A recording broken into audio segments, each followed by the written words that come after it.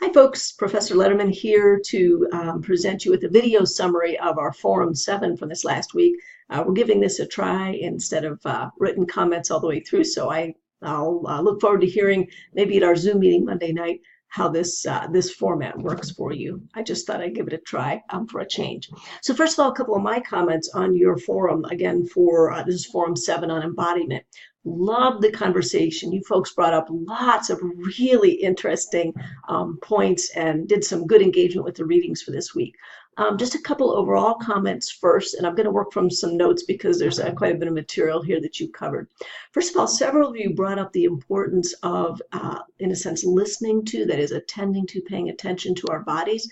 Both as being important because, as many of you said, our bodies are the way that we literally in this world kind of incarnate, put into actual tangible evidence our relationships with God and our understanding of God's will.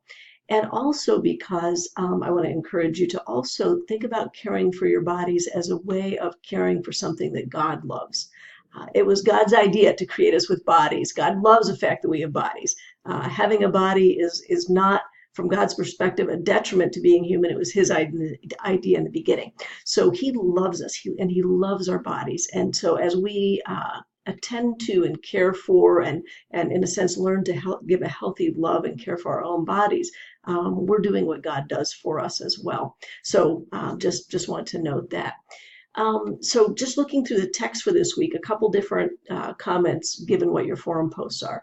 So our Harrison reading, of course, gave us a glimpse into some of what the early church believed about the body, and also about what it means to be human in distinction from animals and other created things.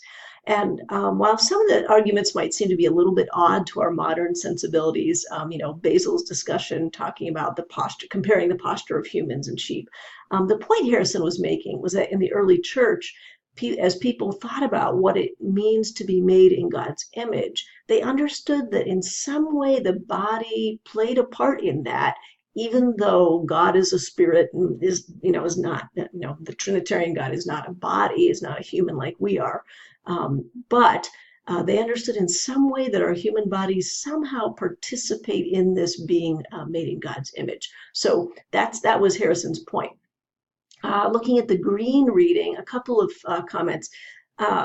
So some of you commented, we're talking about some of the points Green makes in relationship to humans and animals. And it's not that animals, he does not argue that animals don't have a relationship with God. I mean, the scriptures tell us, no sparrow falls to the ground without God knowing it. And in the book of Job, the young ravens cry to God for food.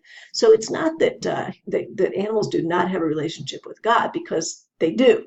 They're beloved by God too. But that as being made in God's image, as being human beings, that we have a relationship and vocation, Green would say, as representative of God's care and dominion, to see that all are loved and cared for. We have a covenantal relationship with God that involves a unique vocation for us. Also, I just want to encourage you, we have to be careful, and I think Green walks us through this argument, but based on a couple of these people's comments, I just want to clarify. We have to be careful when we rely on any particular scripture verse to suggest, for example, and what Green was pointing out, that we have a soul because the word soul is used. I'm thinking about, Jesus said, we should not fear those who can destroy the body, but instead we should fear the one who can destroy both body and soul.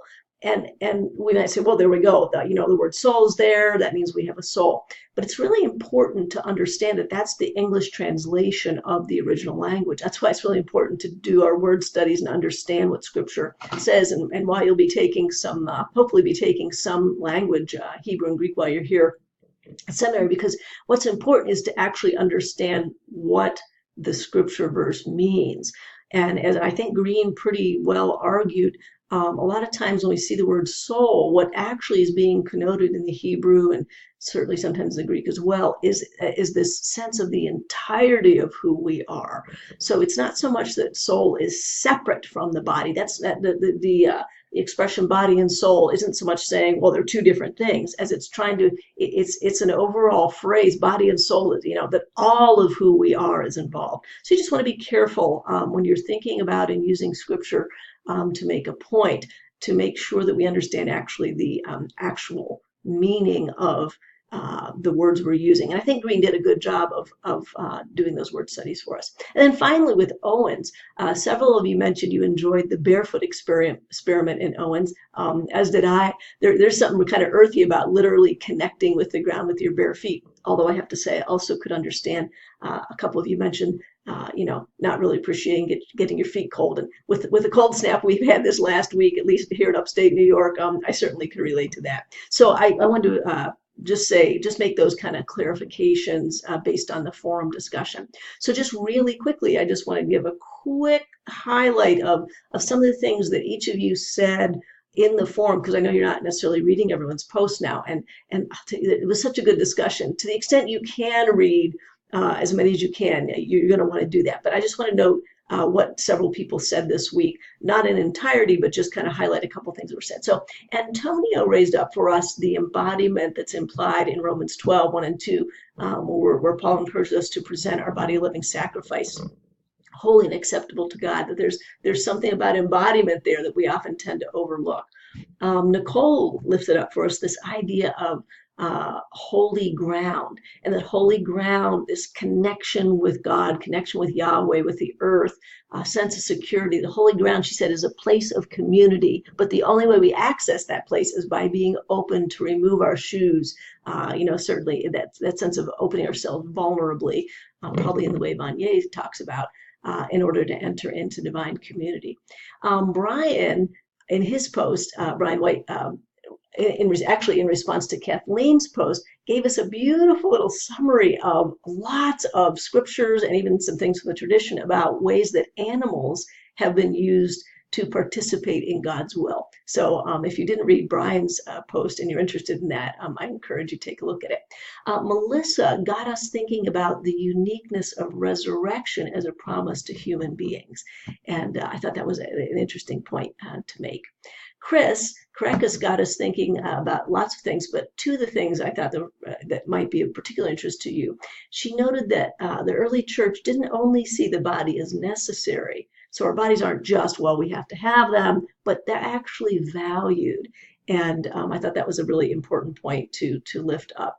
And also she noted it's a little bit uncomfortable with the idea of Owen's analogy about us being conduits of God's power, in the sense that she wants us to remember, and she's right, that conduits can make it sound as though we're not necessarily formed by it, but we also are affected, we're influenced and shaped as the love and power of God flows through us to others. There's something what's called interformational there, where it's shaping us as well as hopefully conveying love and God's power to others.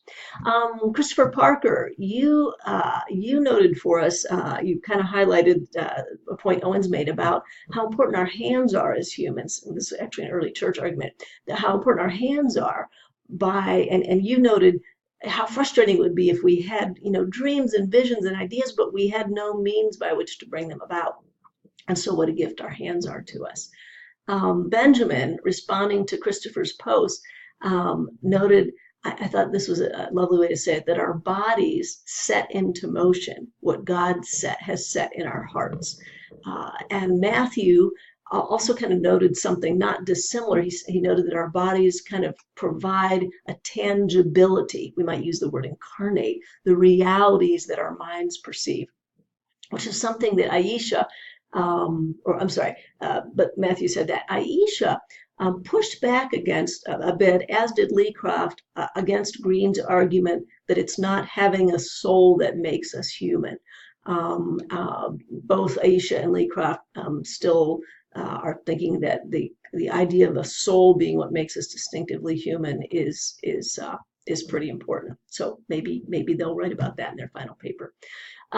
Joe mentioned for us a number of things, but one of the things that I especially appreciated was the need for respect for our bodies and for the bodies of others. And I really liked his linking of the disposition of kindness along with respect. So it isn't respect in just sort of a duty sense. Well, we have to respect people because that's just what we should do. But I really like that linking of respect with a kind of a kindness. And because kindness is one of the facets of love that we find in Paul's description of love in 1 Corinthians 13. I just thought that was a particularly important point to attend to. James highlighted for us, and I appreciate this, James, that the early church didn't have just one monolithic view of the body, but just like the church now, had lots of different views about what the body was and its importance. So appreciated that. And then Lee Croft, a couple different comments, but he identified with the fact that Green argued that animals and humans both have souls, but it was important to him, as I mentioned a minute ago, to somehow distinguish the human soul from the souls of animals, because he really still understands that as being a primary distinctive of human beings from the rest of creation. So that's a quick summary of the wonderful discussion this past week. I enjoyed reading your posts, really a joy. I'm hoping you're enjoying dialoguing with each other that way. And I'm looking forward to seeing you all Monday night at our Zoom meeting, 7 p.m. Monday the 29th. So God bless you, and I'm looking forward to reading your forums that'll be coming in later this week. God bless. Bye-bye.